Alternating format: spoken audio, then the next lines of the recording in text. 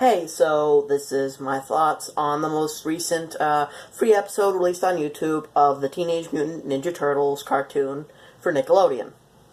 Now, when I first saw the designs of the characters, I was off-putted. I thought, they look a bit too different for my liking. I prefer when I can't distinguish anyone from anyone. Cut out the middleman of racism and just make it so that literally everyone looks the same except slightly different. That was a terrible joke. Anyways, I actually watched the episode, and it had its funny moments. I laughed. April being black, I'm cool with. I'm cool with anyone being changed race. Anyways, the characters themselves were actually quite interesting. I'd say the only one who didn't really stand out, oddly enough, was Michelangelo. He didn't really do anything.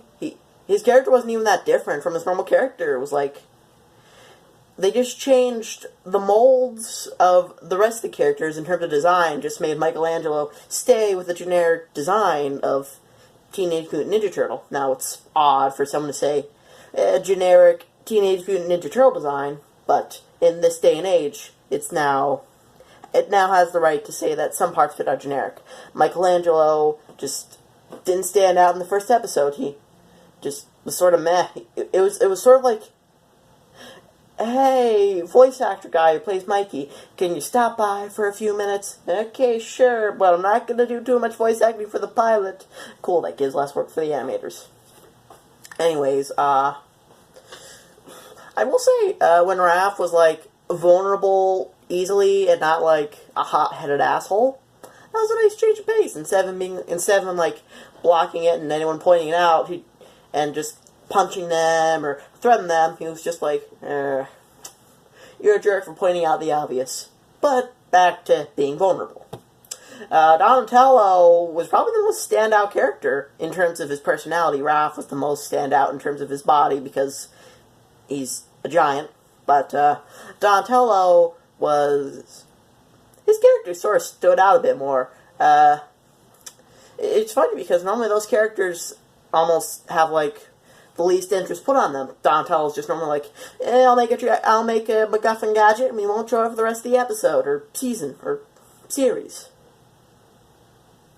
And then they don't.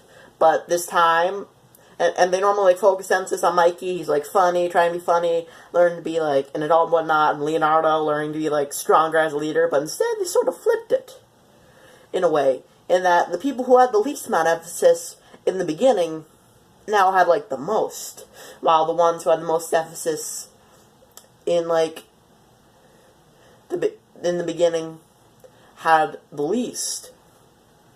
To the point where they were almost boring and disinteresting. I love Michelangelo as much as the next guy, but I just found him to be sort of meh. He was most forgettable in the entire episode. And the bad guy was odd. The art style was interesting. The animation, though, it did that animation style where instead of it being clear, they did that clever thing where whenever someone moves, it just blurs. Yeah, I'm starting to get bored of that art style, and it's starting to become distracting, because whenever they're doing, like, high-action stunt scenes, it's just like, ooh, it's Bluratello, and Blurmelangelo, and Bluriel, and that orange guy. Was he again? Anyways, I'm saying that I enjoy the cartoon, and I might just, when the series officially comes out, I might just go through trouble